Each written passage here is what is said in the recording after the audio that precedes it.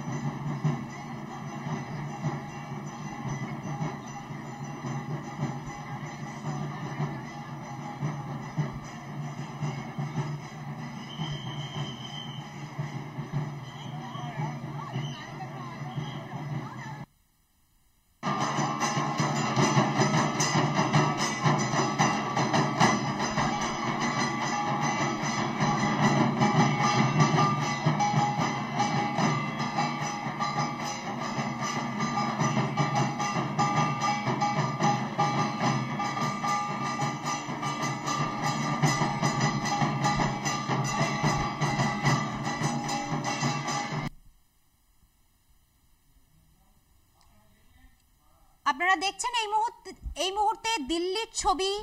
সেখানে উৎসবে মাতলেন দিল্লির মুখ্যমন্ত্রী রেখা গুপ্তা। তিনি ধুনুচি নাচে মাতছেন।